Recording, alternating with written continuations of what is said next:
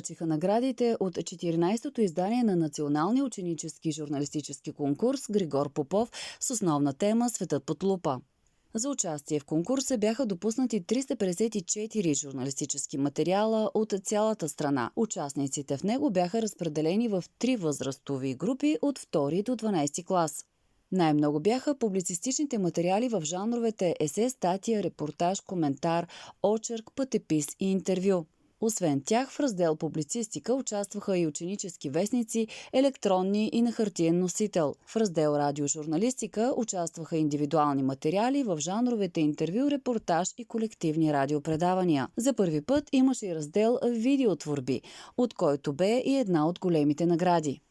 Комисията по оценяване на материалите в конкурса бе в състав Валентина Колева, радиожурналист, Съдет Кърова, кореспондент на БТА, Петромир Пенчев, маркетинг специалист, Галина Матева, журналист, Димитър Петров, публицист и краевед, Галина Маринова, журналист и психолог. Наградите на победителите бяха връчени от кметът на Разград Добрин Добрев, заместник-кметът Елка Неделчева, директорът на Центъра за ученическо, техническо и научно творчество град Разград Ивелина Игнатова от регионалното управление по образованието в Разград, маркетинг специалистът Петромир Пенчев, както и журналистите Галина Маринова и Галина Матева.